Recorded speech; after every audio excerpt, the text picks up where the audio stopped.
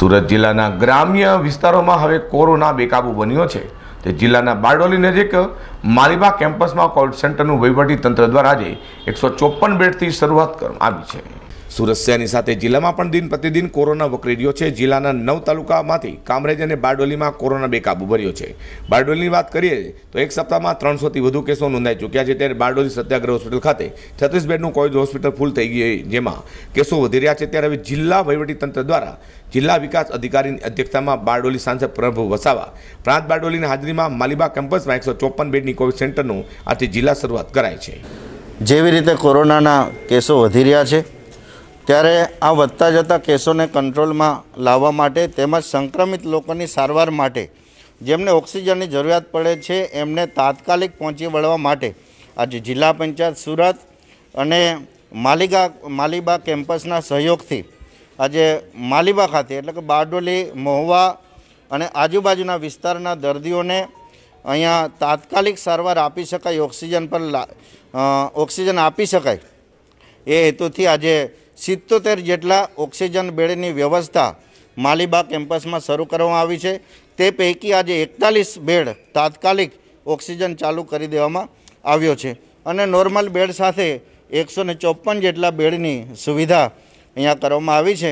અને આ તકે માલીબા કેમ્પસે જે સહયોગ આપીને આટલી મોટી વ્યવસ્થા ઊભી કરવામાં એમણે જે ઉમદા સહકાર બતાવ્યો છે, તો એમનો પણ ખૂબ ખૂબ આભાર માનું છું। બારડોલી તેમજ આસપાસના વિસ્તારોમાં પણ કોરોના બેકાબૂ બની રહ્યો છે। ખાનગી હોસ્પિટલ પણ ઉભરાઈ રહી છે, ત્યારે તંત્ર દ્વારા વધુ એક કોરોના સેન્ટર માલીબા કેમ્પસમાં લોકોની સુવિધા માટે ઊભું કરવામાં આવ્યું છે। સુરતના ગ્રામ્ય વિસ્તારમાં પણ ધીમે ધીમે કોરોનાનું સંક્રમણ નોંધપાત્ર રીતે વધતા આપણે ગ્રામ્ય વિસ્તારની અંદર DCHCની 2 સુવિધા ઊભી કરી છે।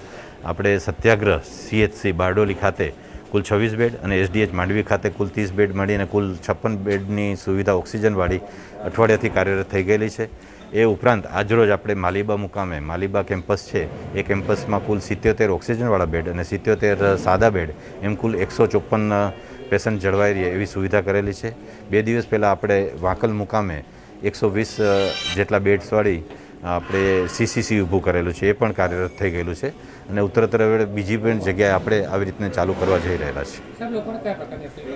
અપીલમાં ખાસ જ એ છે કે આમાં જેટલું અર્લી ડિટેક્શન થાય, અર્લી ડિટેક્શન માટે લોકો ટેસ્ટ માટે આગળ આવે, ટેસ્ટ થયા પછી પોઝિટિવ જણાય તો પોતે જરૂર હોય તો હોમ આઇસોલેશન મારીએ અને જો જરૂરિયાત જણાય તો હોસ્પિટલમાં અર્લી પહોંચે અને વેક્સિનેશન માટે પણ લોકો વધારે મહત્તમ આગળ આવે તેવી એક અપેક્ષા છે।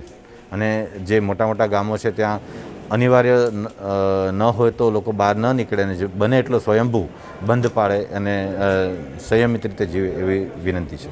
જિલ્લામાં રસીકરણની કાર્યવાહી થોડી ઘટી ગઈ છે, એ બાબતે શું કહેશો? રસીકરણના આપણા જે સેન્ટર છે, રોજ આખા જિલ્લામાં 100થી 125 સેશન ચાલુ જ છે। કામગીરી ઘટી નથી, કામગીરી એ જ વેગથી ચાલી રહી છે, પરંતુ જ્યારે લોકો આ સંક્રમણને કારણે અમુક વખત બહાર આવતા ગભરાય છે, અમે એ લોકો માટે પણ એવી વ્યવસ્થા કરેલી છે કે એ લોકો સંક્રમિત ન થાય અને મહત્તમ લોકો લાભ લે એના માટે અમે હાઉસ ટુ હાઉસ બાકીની યાદી સાથે અમારા આંગણવાડી વર્કર, આશા વર્કર, CHOsને ફેરવીએ છીએ। આમ સુરત જિલ્લામાં કોરોના બેકાબૂ થવા પામ્યો છે, ત્યારે ગ્રામ્ય વિસ્તારમાં સંક્રમણ વધી રહ્યું છે। જિલ્લા વહીવટીતંત્ર દ્વારા સુવિધાની વાત કરીએ તો તાલુકા, રેલવે, બારડોલી તેમજ માંડવી 2 સરકારી હોસ્પિટલ મળી 54 બેડ, વાંકલ ગામ 120 બેડ ઊભા કરવામાં આવ્યા છે। રાતથી શરૂ કરેલા માલીબા સેન્ટરમાં 77 બેડ ઓક્સિજન સાથે તેમજ 77 બેડ આઇસોલેટ દર્દી માટે એમ કુલ 154 બેડનું કોવિડ સેન્ટર શરૂ કરવામાં આવ્યું છે। Yasir કાજી, G10 news, Bardoli.